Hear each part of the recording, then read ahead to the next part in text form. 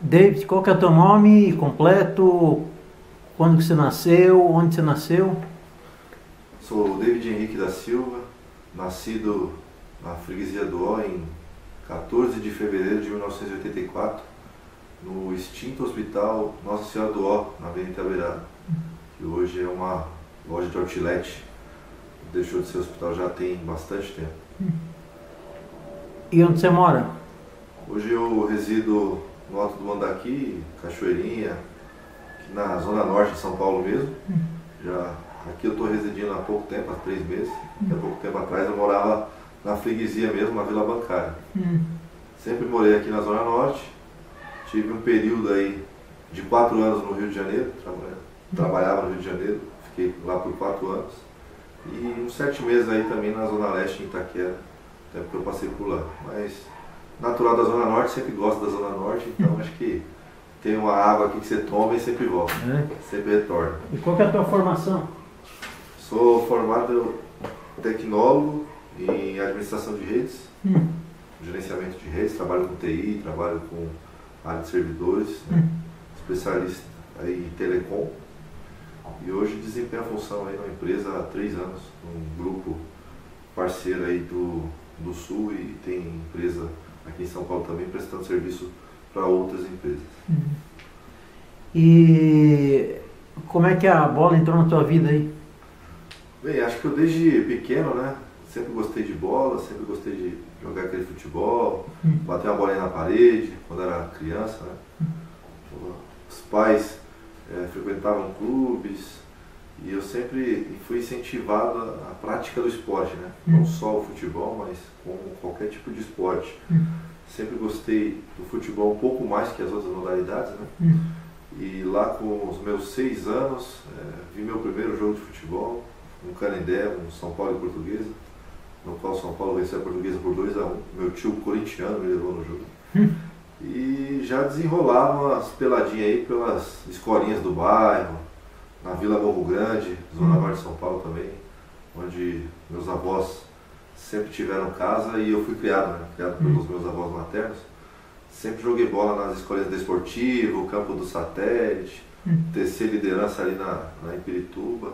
E acho que desde os 6 anos aí que é a minha lembrança breve aqui do começo com a bola, né? Depois de uma certa idade aí mais ou menos, deu uma espichada, né? Como eu diria, o pessoal cresceu demais a conta, né? Hoje eu tenho 1,98, mas na época, por uma criança de 10, 12 anos já era alto, aí eu enveredei um pouco pelo lado do basquete, né? Deixei um pouco o futebol, de jogar o futebol, e passei a jogar o basquete. Joguei alguns clubes de São Paulo, como o Regatas GT, joguei no São Paulo Futebol Clube também, joguei no Palmeiras, joguei na Hebraica e finalizei em Ribeirão Preto, jogando basquete aí, só também fase de juniores até a categoria cadete, né? E depois Qual que é a tua posição? Pivô, eu Pivô jogava mesmo? na 5, pivô, no máximo aula de força ali. Fazia muita cesta, não? Eu era um jogador defensivo, pegava bastante rebote, dava bastante tudo. A parte ofensiva deixava o pessoal que marcava mais, os armadores, mas na defensiva era complicado, para passar era complicado. Mas não se animou a se profissionalizar, não? Na verdade, eu tive algumas oportunidades, né, de se profissionalizar, algumas promessas que não foram cumpridas durante esse decorrer do tempo. Estudava numa escola particular na época, que era o Campos Sales, muita gente aqui de São Paulo conhece, tinha uma unidade na Lapa, tinha uma unidade também na freguesia, na Rio Verde, e eu pleiteava uma bolsa de estudo, né? O esporte pode dar às vezes muita bolsa de estudo para um jovem, alguma coisa do tipo, e na minha vida foi muito promessa, né? E minha família foi sempre humilde, pagou enquanto deu, e chegou uma hora que não tinha mais como seguir essa carreira, né? Tinha que optar por um ou por outro. Eu lembro que ou trabalhar ou jogar bola. Sim, na minha infância de manhã eu estudava, minha mãe levava a bolsa, a mochila para mim na escola. Eu ia para o treino, voltava do treino e à noite ia para a informática. Então, literalmente eu não tinha, meu dia era ocupado, só tinha noite para dormir, né? Mas era uma vida corrida, eu gostava disso. Só que infelizmente quando você vai ficando mais velho, você precisa do dinheiro, começa a ter responsabilidade e tal. Eu fui pai um pouco cedo também, fui pai com 18 anos. Então comecei a criar responsabilidade muito cedo. Então, devido a isso, o basquete no Brasil hoje não é um esporte que dê muita rentabilidade, né? Precisa sobressair e tentar sair do país, ir para a Europa, ir para os Estados Unidos, coisa que na época a gente não tinha muita grana, né? Então eu optei por ficar mesmo. Mas você imaginava ser profissional ou não? Na verdade, o esporte ele entrou na minha vida como uma forma de trabalhar o meu corpo e não ficar com o tempo vago. Eu gostava muito de futebol e entrei no basquete por amizades que eu tinha na escola, que jogava basquete, era muito alto. Então a oportunidade de se profissionalizar veio, mas a cabeça de jovem, né, precisa ser trabalhada, essas coisas tudo. Meus avós, eles têm uma criação muito tradicionalista, eles são alagoanos, tinha aquela história de, cresceu, vai ter que trabalhar, essa coisa tudo. Então, tinha duas vertentes, né? Uma de ir para o lado do profissionalismo no basquete e outra do lado do trabalho, né? Como o basquete não dava muito dinheiro, a gente optou pelo lado do trabalho.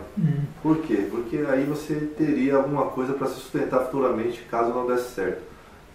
Quando eu joguei até em em Ribeirão, o pessoal falava muito da ajuda de custo. Na época a gente recebia, isso aí nos anos 2000, R$500 de ajuda de custo, né? Não era um salário exorbitante, mas para um jovem naquela época era muita coisa.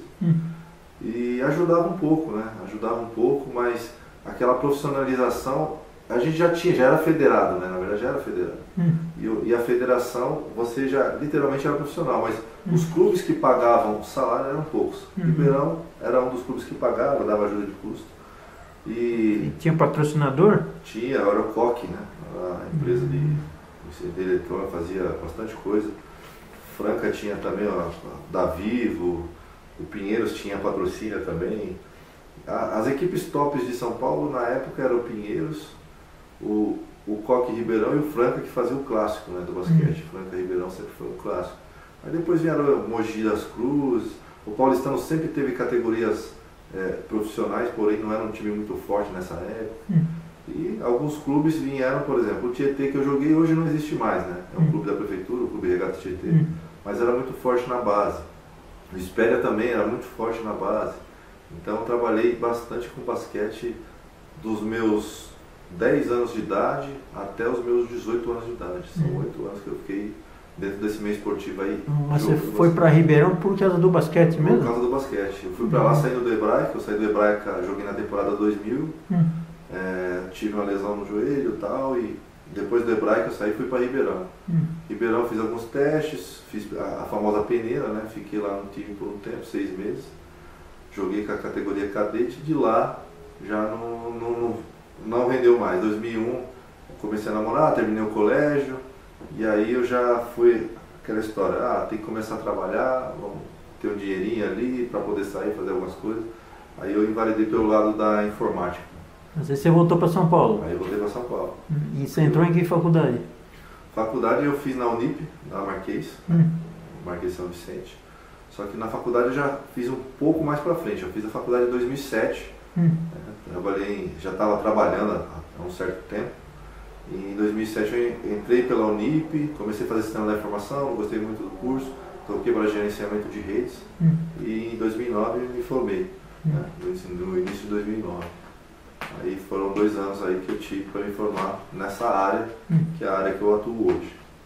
Mas aí, esse período você durante a faculdade você já atuava na área, então? Já atuava na área. Meu primeiro trabalho registrado foi um trabalho nas lojas Renner, né, no Sul. Comecei em 2003 a 2006, fiquei na Renner.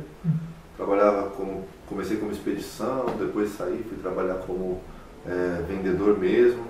E depois de sair de lá, aí eu entrei na área de informática em 2006, numa empresa chamada Leminet, ficava na Vila Clementina, ali próximo da rua Loefeld. E foi lá onde eu comecei tudo relativo à informática, né? Trabalhava com informática, dando suporte, prestando serviço. E 2006 foi o marco quando eu comecei com essa área de informática, e 2007 foi o ano que eu procurei fazer uma faculdade e se especializar também. E como é que você conheceu o Nacional? Bem, o Nacional eu conheço ele literalmente desde a infância, né? Porque familiares frequentavam o clube e a gente ia para lá em festa. O Nacional tinha festa junina, tinha festa de todos os tipos lá dentro, e as famílias nos finais dos anos 90 frequentava bastante, né? A família não era diferente, a gente ia até o clube, ia na piscina, fazia carteirinha e você tinha direito de frequentar a piscina, comer no restaurante, passava um final de semana, um sábado, um domingo, bacana lá dentro, coisa que não foi cultivada conforme foi passado o tempo, né? O paulistano deixou um pouco de ir no clube. E desde 94 eu lembro que por muitas vezes o Nacional jogava futebol e eu por gostar muito de futebol, era tempo de Copa, aquele negócio de figurinha pra lá, figurinha pra cá, era apaixonado por algo de figurinha. E sempre trocava figurinha com um ou com outro amigo e tal. E o Nacional era um lugar para você ver o jogo de futebol literalmente ao vivo, né? Independente de ser a seleção. Para mim eu considero hoje o Nacional como meu segundo de casa, o segundo quintal, né? A minha segunda casa. É o meu quintal de casa, né? O Nacional acho que é um clube que desde a minha infância me ajudou na formação de caráter que eu tenho hoje. Por quê? Aí você convive numa sociedade, né? Você tem um clube que, além de ter vários esportes como o Nacional tinha nos anos 90, você tinha a inclusão de pessoas de bairros próximos, todas juntas, confraternizando, fazendo churrasco, fazendo festa, coisas do tipo. E isso, 94, que foi o ano inicial ali que eu literalmente dei um pontapé para começar a gostar do Nacional como um todo, né, como time. Mas além de frequentar o clube, você chegou a praticar algum esporte lá? Não, no Nacional não cheguei para frequentar. Por quê? Em 94, eu tinha 10 anos, frequentava bastante piscina, era mais o social do clube. Sim. E em 95 para 96 foi o ano que eu entrei no basquete, né? Então, quando eu entrei no basquete, meu primeiro clube foi o Regatas Tietê, então eu passava muito tempo dentro do Regatas Tietê. Mas acompanhava as notícias do Nacional, via jornal, via amigos que tinha lá, que frequentavam o clube ainda. Então, nunca deixamos de acompanhar o clube. Mas você foi crescendo assim, fazendo faculdade, e você ia nos Jogos do Nacional? Sim. Não? Desde os anos 2000, né, que foi o ano que nós fomos campeão da 3 pela segunda vez, 2000 foi um ano marcante. Por quê? Eu lembro que eu estava com 16 anos e jogava basquete e ia muito na frutaria do Barba, que era lá em Pirituba, perto do campo de satélite. E o Barba, como todos sabem, já devem ter visto essa entrevista dele, ele é um cara que é apaixonado pelo Nacional. Sim. Então, ali já me resgatava um pouco aquela infância que eu tive em 94, né?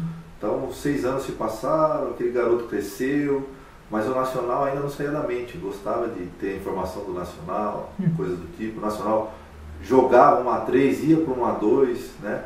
O Nacional tem experiência em A2, né? Já participou de mais de 40 participações na A2. Então é um time tradicional da A2. E sempre gostei, era a minha segunda casa. Então eu falava, o Nacional vai jogar. E comecei a ir no Nicolau Laion voltar a assistir jogo.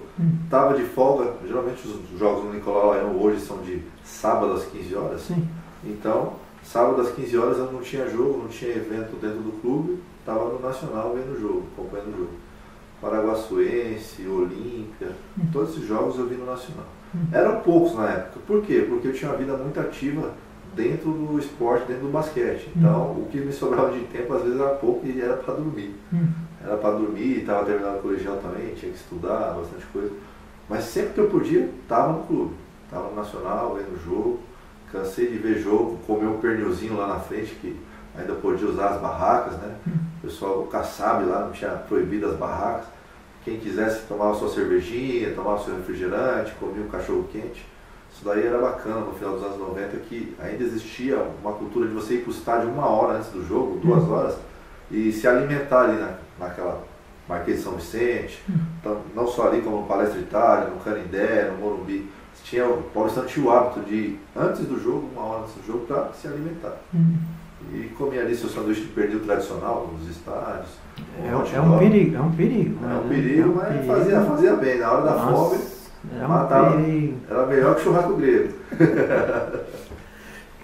Mas então, bom, você está com 16 anos no ano 2000, mas você chegou a acompanhar assim o campeonato nacional? Campeonato, eu vi, se não me engano, 2000 foram 5 jogos que eu vi em loco. Eu não vou precisar agora os jogos, mas foram 5 jogos que eu vi em loco. E a maioria acompanhando sempre no jornal, né? Que naquela época o lance, se não me engano, o lance já fazia bater. Já existia? Com as notas de rodapé, sim, o lance em 2000 já existia, se não me engano, o lance é de 98, alguma coisa do tipo. E tinha as notas de rodapé da A3, né, que vinha todos os resultados, classificação. A A3 ela nunca foi muito falada, né? Então o Lance veio e deu um boom, né, nisso daí. O Lance era um jornal que depois da Gazeta Esportiva, eu creio que foi o que fez mais cobertura das categorias inferiores do Campeonato Paulista. Você tinha muita informação na Gazeta Esportiva durante os anos 80, os anos 90, e depois dos anos 90, aí veio o Lance, no final dos anos 90, que revolucionou a história do jornal esportivo, né, o jeito de ver. Todo mundo queria comprar o Lance, tinha Placar também, que tinha muita informação. Sim. Placar você ficava na banca. O Placar era semanal, né?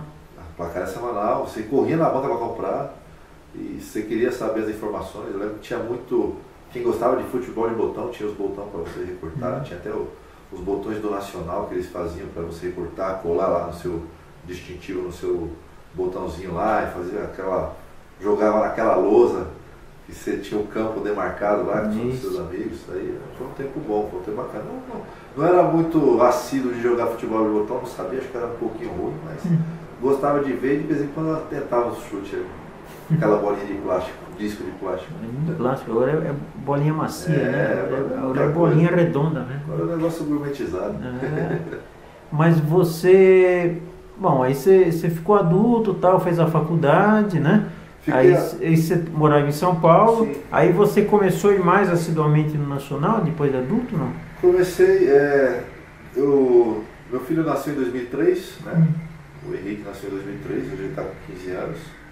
Aí em 2003 foi um ano que eu dei uma parada mesmo, 2004. Né? Filho pequeno, essa coisa tudo. E em 2004 eu retornei a morar na Freguesia do Ó, voltei a morar na Freguesia do Ó e voltei a acompanhar o clube. Né? Aí o Nacional começou uma vertente de caída, de queda, né? Começou a cair de divisão, até o ano de 2007 teve uma queda para 3, 2009 teve a queda para a Bezinha, que é a segunda divisão. 2007, né? De 2004 a 2007 eu ainda estava em São Paulo. 2008 eu me casei, né? Fui casado durante 5 anos. E aí, por conta do serviço da área de TI, eu fui trabalhar no Rio de Janeiro. Aí os jogos ficaram menor, né? Comecei pouco em jogos. E vinha do Rio pra cá, mas continuava assistindo. Mas você assistia jogo lá? De lá não dava pra assistir jogo, porque o Nacional já jogava a terceira divisão, era complicado. Não, estou dizendo, mas jogos do Campeonato Carioca? Do Campeonato Carioca, sim. Tem até uma história bacana que vou contar aí com o passar dos anos, ali pulando 2010, 2011. Mas aí eu comecei a acompanhar o Nacional de longe, comecei a vir aqui esporadicamente, ter algumas visões. E o Nacional, nessa época, começou a ter muito pouca mídia, muito pouca mesmo. Quase nada. As informações que a gente tinha do Nacional, através do site dos Jogos Perdidos, do Fernando, e alguma coisa no site do Cláudio, que é o presidente hoje da Almanac, tinha bastante coisa no site do Cláudio, que ele acompanhava direto o Nacional. E a gente tinha as informações por ali. E muita gente reclamava que tinha essa pouca informação. E eu falei, poxa, o Nacional é um time que já teve história, teve bastante bicampeão da 2, já ganhou Copa São Paulo, já teve um monte de história dentro do Nicolau Laion e ninguém cobria, ninguém tinha interesse. Será que não tinha público? E o público foi se afastando do clube. E em 2010 eu falei para mim mesmo, falei, poxa, Nacional merece uma cobertura um pouquinho melhor. Aí numa das minhas vindas a São Paulo, eu conversei com o Dr. Galo, né, na época vice-presidente, até hoje, e aí o Dr. Galo ficou sabendo da minha paixão pelo clube, conversão, montei algumas matérias que eu já fazia do Nacional, com algumas informações que eu tinha, para um site que a gente montou aleatório do clube, não era um site oficial, né, e o pessoal começou a acompanhar. Tinha um Orkut na época. Mas como é que chamava? O site é do Nacional mesmo, o site não é alternativo, é NAC de Nacional, sp.com.br. Hoje o site está desativado, mas está lá para quem quiser ver, tem algumas informações de campeonatos desde 2010 também. E com essa paixão, o que aconteceu? Muitas informações que o pessoal precisava, principalmente de mídia do Nacional, me perguntavam, eu falava, poxa, eu até ajudo com algumas informações. Tinha o Miguel que passava informação, fica no clube direto. E eu estava no Rio, cara. Era complicado, né? Em 2010, o que aconteceu? Teve uma reviravolta que eu tive uns problemas pessoais no serviço e tal, acabei saindo da empresa que eu estava e passei por um problema de depressão. O médico chegou para mim e falou: você tem que trabalhar com o que você gosta. Eu falei: poxa, gosto tanto de futebol, queria trabalhar com isso. Aí eu me enveredei em 2010 para fazer um curso de locução, né? Locução esportiva. Locução esportiva, falei: poxa, vou trabalhar com locução esportiva. Mas aonde você fez isso? No Rio de Janeiro, Escola de Rádio, com o senhor Rui Jobim, radialista famoso lá no Rio de Janeiro. E isso fez com que eu voltasse ao cenário do futebol trabalhando, né? Trabalhando como o quê? Como radialista. Olha. Nessa época eu morava na Ilha do Governador. Meu primeiro emprego como radialista foi na Web Rádio Jovem Olaria, como setorista da Portuguesa do Rio. Olha. Portuguesa Carioca. Mas é Web Rádio Jovem Olaria. Jovem Olaria, por que Olaria? Do time ou do bairro? A rádio, os dois. A rádio era sediada dentro do Olaria Atlético Clube. Então era uma rádio fundada por pessoas de dentro do clube que gostavam do clube e queriam cobrir o Olaria. Isso tomou uma dimensão tão grande, que eles passaram a cobrir não só o Olaria, mas outros clubes também. Olha. Né? E hoje até essa Web Rádio Olaria virou Web Rádio Jovem Carioca, se eu não me engano, que hoje que são duas, para desvincular o nome do Olaria das outras rádios. Por quê? Porque cobria Bom Sucesso, time tradicional da Leopoldina no Rio, a Portuguesa, cobria o próprio Olaria. Bangu não chegava a cobrir porque era um pouco longe, mas esses três eram o principal: Bom Sucesso, Portuguesa e Olaria. E criou-se, né, a gestão dessa rádio, criou-se uma união entre esses clubes, que nós trabalhávamos dentro dos clubes alocados, trazendo a informação do dia a dia. Eu voltei a trabalhar com a Portuguesa do Rio. Gravamos um documentário para a ESPN, que chama Hei de Torcer também, foi bem bacana. Foi gravado com o pessoal da rádio. E mesmo assim, nunca deixando o Nacional de lado, né? Sempre trabalhando ali com a materiazinha do Nacional. Nessa época, em 2010, o Facebook foi montado, né, do Nacional, que tem hoje. O Facebook do Nacional, a fanpage do Nacional, eu mantenho desde 2010. E essa página, ela passou por mão de parcerias, por mão de outras empresas que fizeram parceria com o Nacional. Em 2010, para quem não lembra, era a época do Vampeta, né? Vampeta era verdade. Vampeta que treinava o aluguel. O Nacional. O Corinthians alugava o Nacional. E botava jogador lá e o pessoal ficava falando: pô, o Vampeta chega aqui, chega com o uniforme do Corinthians. Treinava o Nacional com o uniforme do Corinthians. Respeito à instituição era pouco. Mas era aquela história, né, cara? Você estava pagando, né? Então, muita gente não gostava disso. Desde a direção até os torcedores. E foi uma época que passou ali muitos jogadores, mais de 60 jogadores nacional. Você nem... Jogadores que supostamente estavam escritos do Corinthians, você nunca viu o cara atuar com a camisa do Corinthians. Muita gente mesmo. E 2010 foi aquele ano que... Mas não tinha, só uma dúvida, não tinha nenhum jogador do Nacional, todos eram do Corinthians. O Nacional foi mandado todos os jogadores embora. Ah, é? Nossa. O que tinha lá, que tinha para aproveitar, falou tchau, área. E trouxe tudo do Corinthians. Depois fizeram essa parceria com o Flamengo de Guarulhos também. Mas foi um ano que tentou ali subir e tal, e o barco não foi. Ficou encalhado o barco. Que era um ano que o Nacional já tinha caído da A3, né? Estava na Bzinha. E, poxa, o Nacional nunca tinha vivido aquilo. E em 2010, vamos voltar para a terceira divisão. Não conseguiu. Aí o pior estava por vir ainda. Parceria, foi embora. Morava no Rio ainda, 2011. E 2011 foi uma temporada dura para o torcedor nacional. Foi um ano que a gente... Acho que todos os torcedores do Nacional que conheciam o clube achavam que o Nacional ali em 2011 ia morrer. Foi o pior ano de todos os campeonatos disputados. Último lugar na última divisão do Campeonato Paulista. Último lugar? Último lugar, com menos pontos. Escalou jogador irregular. Nossa. Teve um empate contra o São Bernardo, 1-1, o Nicolau Alaion estava nesse jogo. Né? Oliveira fez o gol do Nacional, de pênalti. E ganhamos do Palestra São Bernardo, 3-1. Foi os únicos 4 pontos do Nacional. Nossa. Que ainda assim foi tirado porque o Nacional escalou o jogador irregular por 2 partidas e perdeu o ponto. Então ficou com menos pontos? Ficou com menos pontos. Se eu não me engano, agora não lembro se ficou em último, nós e União Mogi fomos os piores clubes desse ano. Em 2011, a torcida do Nacional... Você lembra o técnico, não? Não lembro. Técnico não lembro. Eu sei que Paulinho passou, não sei se o Túlio também passou. Eu lembro que a gente tinha... E o detalhe, né? Desse time de 2011, o Bruno Silva, né? Bruno Silva voltou conosco no ano do acesso, 2014, jogou. E dos últimos 8 anos aí, ele é até um dos 5 artilheiros, né? Que fez mais gols pelo Nacional. E tinha o Léo Coelho também, que era um bom zagueiro. Começou ali como juniores e tal. Passou pelo clube, depois rodou aí para Penápolis, foi para o Paraná, jogou na Penapolense, hoje está na Portuguesa. São 2 pessoas ainda que se sobressaiu daquele time lá, mas o restante ninguém. O Carlão já estava? Não, o Carlão não estava. O goleiro, se eu não me engano, o Nacional chamava Otávio. Acho que era Otávio o nome do goleiro. E Jura era volante, o time é horrível, não tinha padrão tático nenhum. O Nacional entrava para tomar pancada mesmo. Você torcia para tomar 1-0, né?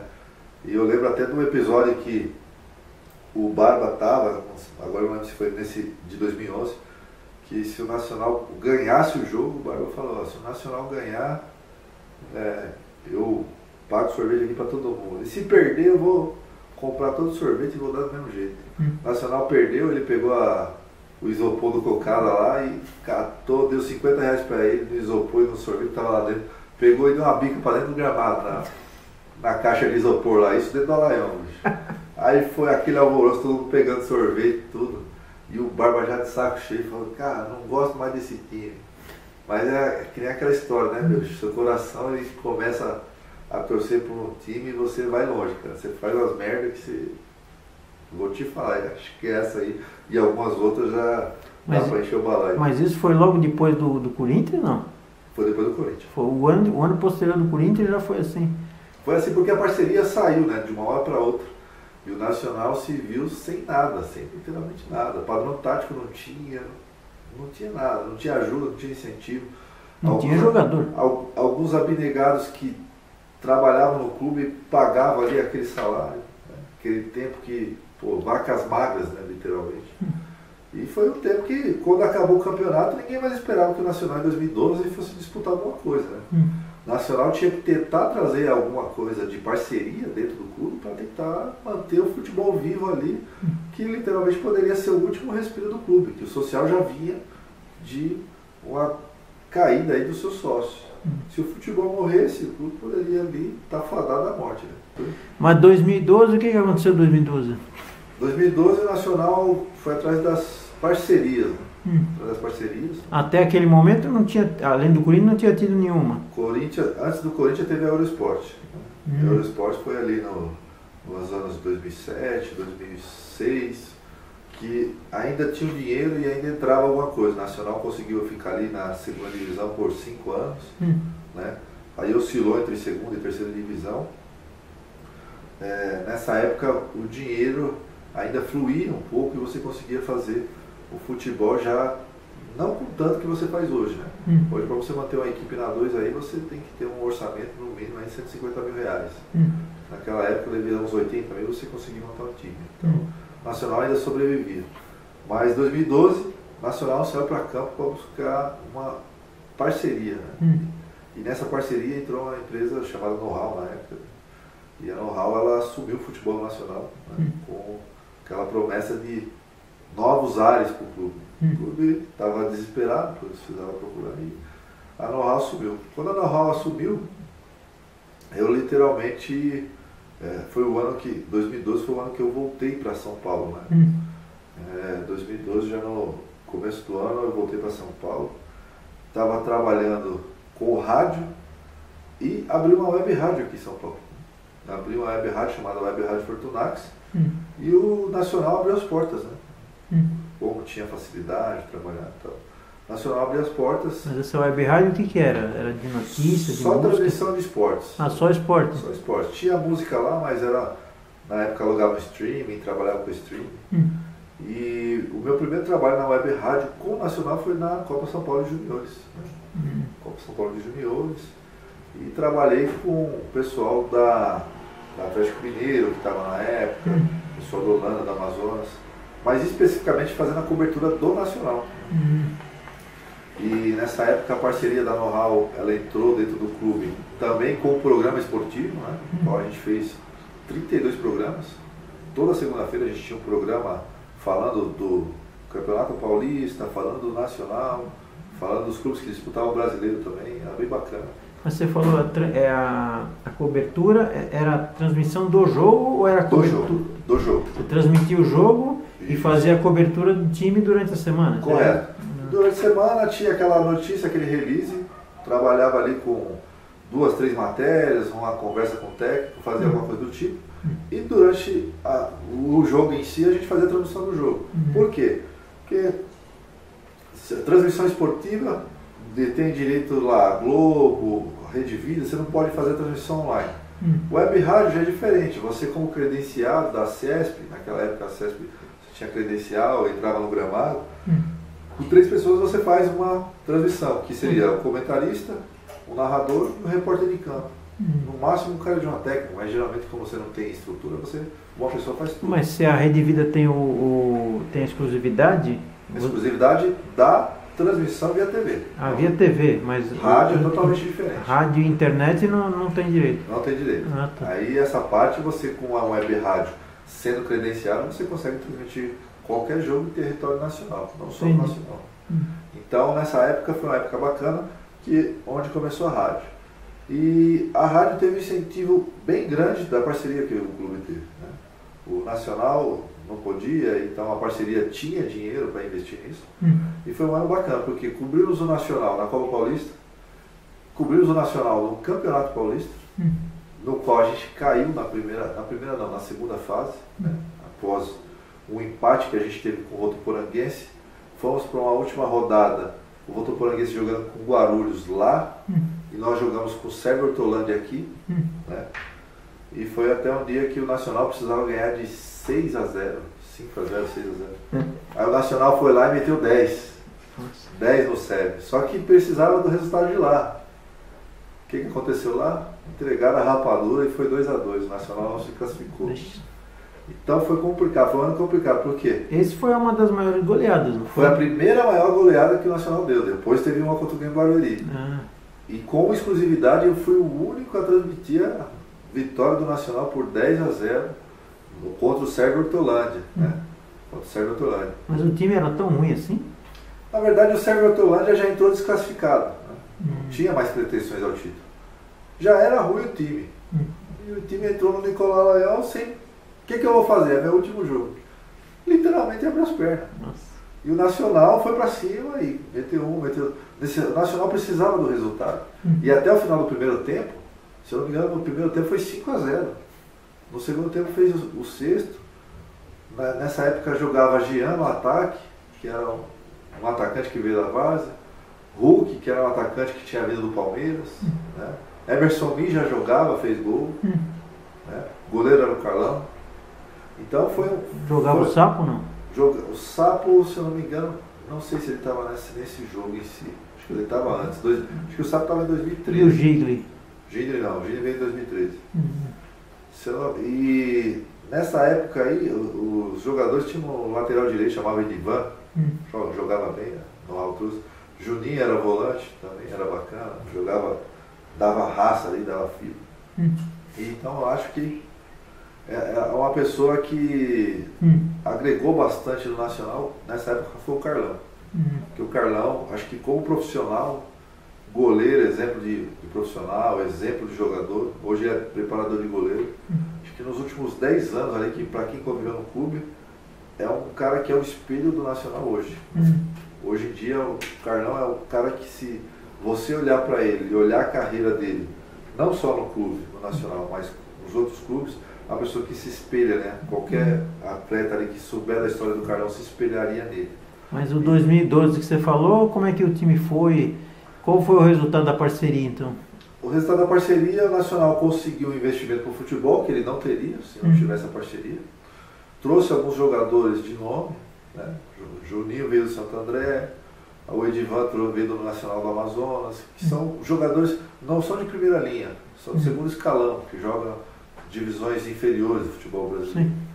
E o Nacional conseguiu engrenar ali uma campanha bacana, porém pecou nos erros. Por quê? O Nacional começou a campanha com alguns jogadores e trouxe durante o decorrer do campeonato outro. Na hora que precisou embalar, pecou. Por quê? Porque tinha perdido um jogo que não podia, empatou outro que não podia, e aí na hora de ganhar, foi lá e ganhou, só que dependia de outro resultado. E no final das contas acabou. A parceria nessa época investiu também na infraestrutura do estádio, reformando todo o vestiário que o Nacional tem hoje. Esse vestiário foi todo reformado e foi reinaugurado, né? Se você entrar hoje no vestiário nacional, tem coisa daquele resquício e já foi feita uma obra novamente, melhorando algumas coisas que tem lá dentro, algumas instalações lá dentro. Mas nessa época o estádio, o vestiário que o Nacional se concentrava antes das partidas, já estava numa coisa precária, né? Porque o estádio é muito velho, as instalações são antigas, então deram aquele talento no vestiário, mexeram um pouco na infraestrutura ali e conseguiram algumas coisas para o clube. 2013, né? Quem que era o técnico? Era o Túlio? 2012, nome de técnico para mim é só lembro dos campeões. Para mim, eu vou falar para você, tem temporada aí que foi 3. Túlio é o mais conhecido, ganhou em 2000. 2000 foi Túlio. 94 tivemos Toninho Moura, né? E agora tivemos Tuca. Se você fazer um supersticioso, letra T, Túlio Tangione, Tuca Guimarães e o Toninho Moura. Letra T, A3 tricampeão. Então acho que o Nacional se dá bem com o técnico da letra T, né? Olha, quem sabe? Quem sabe. Não estou falando nada, mas quem sabe, né? Quem sabe. Torcedor é sempre assim, só inventa algumas coisas. Não, esse negócio que acho que só aparece na cabeça do torcedor, né? Tricampeão. Tricampeão da 3 com Toninho, Túlio e tu. Tá. E aí, o que você me diz? Sente alguma coisa no ar? Não, né? O que será, né? Mas aí 2014 foi o Carlinhos. O Carlinhos. Carlinhos, grande pessoa. Tive a oportunidade de trabalhar com ele desde o Sub-17. Carlinhos, para você ter ideia, a carreira dele nacional, ele começou no Sub-15, foi pro Sub-17, pegou uma copinha do Sub-20 e foi pro clube principal. Né? Eu pude trabalhar com ele organizando o campeonato da própria Know-How para o Sub-20, quando o Nacional jogava a segunda divisão. Porque que acontece? O Sub-20, quando o seu time está na última divisão do Campeonato Paulista, o Sub-20 disputa a segunda divisão. Né? E o investimento para você manter a segunda divisão é alto, muito alto. Você tem viagem, você tem hotel, você tem uma série de coisas que você precisa manter numa equipe Sub-20. E nessa época a parceria optou por quê? Por realizar um campeonato dentro da infraestrutura do Nacional, que era lá na Arena World Sports. Foi a primeira Copa que organizaram, eu estava junto nessa organização, que é a Copa Know-How. Né? Nessa Copa o Taboão da Serra foi campeão. E hoje o Gustavo, que está lá no Gustavo, que está jogando Fortaleza, foi o artilheiro da competição. Foi ali que o Gustavo saiu. O Taboão foi campeão da Copa Know-How, o Gustavo foi artilheiro. Eles foram jogar a Copa São Roque, o Nacional, se não me engano, nessa Copa Know-How ficou em 3º lugar, se não me engano. E o Gustavo foi jogar a Copa São Roque, foi artilheiro, eles foram campeão da Copa São Roque, jogou no Taboão, do Taboão, Criciúma. Lançado pro Criciúma. Depois do Criciúma, aí veio pro Corinthians. Né? Mas você falou 2013 e você estava com a Rádio Web. A Web Rádio. Ela foi até quando? 2012 e 2013. Foram os 2 anos que rolou a parceria com a Know-How dentro do Nacional. Foi o ano que a gente tinha investimento, tinha um aporte lá com investimento para poder manter a rádio. Você não mantém uma rádio com nada, né? Você precisa do insumo, aí você precisa de um modem 3G, você precisa de um computador, você precisa bancar um site, você precisa bancar uma série de coisas. E isso não é barato, né? E para uma pessoa que na época eu estava só com a rádio, segurando só a rádio, para mim ficou pesado depois que a parceria saiu, né? A parceria saiu do clube, e o clube não tinha mais investimento para manter a rádio. Mas a parceria ficou 1 ano? Ficou 1 ano. 1 ano e 2 meses. Ficou o ano 2012, 2013, depois do Campeonato Paulista saiu. Né? E aí veio uma outra parceria, que aí era a parceria do Alberto, ex-jogador do Santos, fez gol na final, e aí assumiu. Por quê? Porque o Nacional, infelizmente, ele não tem a estrutura para manter o futebol hoje nos padrões que o futebol brasileiro está. Muita grana. E fazer uma parceria. É porque em meados de 2013, aí no final de 2013. Final de 2013? Isso. E o Alberto entrou com aquela história de vamos fazer o melhor para o clube. Ele começou um trabalho bom, né? 2014. Mas aí ele montou um novo time ou ele... Sempre montando um novo time. Sempre porque no mesmo time. Nessa história, o único que permaneceu, que vem dessa leva aí, é o Mi. É o Emerson Mi. E o Carlão, porque o Carlão jogou e agora ele é treinador de goleiro, que o corpo já não aguenta mais e tal, só foi um problema de tendinite. Mas o Mi, ele acompanhou toda essa trajetória. O Mi chegou, se eu não me engano, para o Nacional em 2012. E ele é o jogador com mais gols no Nacional nos últimos 7 anos também. Desde 2011, se eu não me engano, o Mi está com 31 gols, que ele fez um gol agora contra o Penapolense, na goleada de 6-0. 31 gols, ele é o artilheiro máximo ali do Nacional nos últimos 10 anos, diríamos. E você falou... 2014 a gente trouxe um atacante também bom, que o pessoal fala que ele só fez gol na primeira fase, não sei se você vai lembrar, o Sócrates. Sócrates jogou no Leão Suzano em 2013. Era um comprido? Comprido. Ele era magrelo assim. E ele jogou em 2013 no Leão Suzano, foi campeão da Bezinha, não lembro, creio que não, mas foi artilheiro da Bezinha, 23 gols. 23 gols. O Nacional foi lá e contratou o Sócrates. Sócrates foi para o Nacional em 2014 e fez 16 gols. Só que teve as complicações no final da temporada, que foi o ano que o Carlinhos foi campeão, o 2014, que ele já estava sem fazer gol há um tempo, entrou no jejum de gols, começou a cair o futebol, e num jogo lá em Mogi, que o Mogi ganhou do Nacional, ele teve uma briga no vestiário e nem jogou, ele seria banco. Ele não queria ficar no banco, não aceitava ficar no banco. Do vestiário já foi para casa. E aí, dali para frente, não jogou mais. Poderia ter sido artilheiro, o time foi campeão com mais gols, mas ele fez muito gol na primeira fase. Se eu não me engano, ele fez 14 gols na primeira fase. Mas você falou do Carlinhos. O Carlinhos sempre foi um cara sereno, assim. Ele era aglutinador. Como é que ele é como técnico, assim? Eu vejo o Carlinhos como um cara bastante tranquilo, né? Como técnico, diferente de muitos que você por aí. É uma pessoa que ele conversava bastante com os jogadores. Os mais jovens, ele instruía bastante. Ele chegava, conversava de lado. Hoje a gente tem um jogador do São Bernardo, que é o Esquerdinha, o pessoal chama de Esquerdinha. Na época o Nacional chamava Chicó, ele conhece o Carlinhos. E eu lembro que ele conversava muito com esse garoto, falava, cara, você tem talento, você tem futuro, você tem que seguir, não precisa seguir a minha cartilha, mas você tem que fazer o melhor seu. E ele falava isso não só para ele, falava para vários. E ele agregava bastante. E era difícil você ver um jogador na época, 2014, que chegasse e falasse mal do Carlinhos, cara. Que era que, por mais que o cara ficasse no banco, teve os atritos? Teve, mas com o cara que queria ser um pouco mais que os outros. Eu lembro que no primeiro jogo, o Sócrates, que estava no banco, começou no banco, né, a temporada, ele entrou, marcou um de pênalti, né, marcou um gol de pênalti, né, e aí ele bateu no peito e tal, e dali pra frente ele começou a bater os pênaltis do clube, do time, né. E o Carlinhos falava, o Sócrates só não é batedor de pênalti porque ele não quer treinar.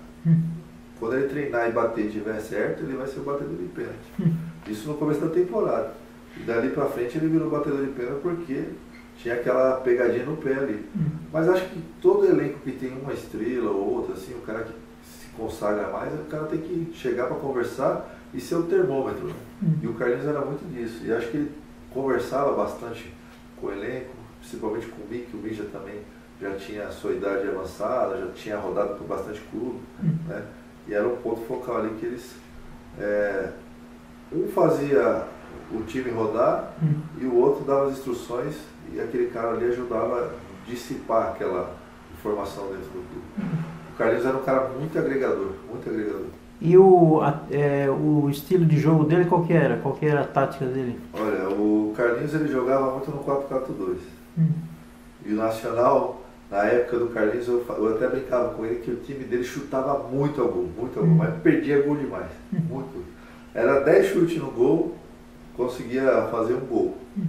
E as outras bolas para fora, trave, chutava muito a gol. Chegava jogo que o Nacional conseguia, se não me engano, no jogo contra o Nelson João, que foi um 2-2, a gente empatou em casa, o Nelson João. 2-2, então um gol no último minuto. O Nacional, se eu não me engano, teve chances claras de gol. Teve 23 chutes a gol, chances claras 12. O Nacional fez 2 gols.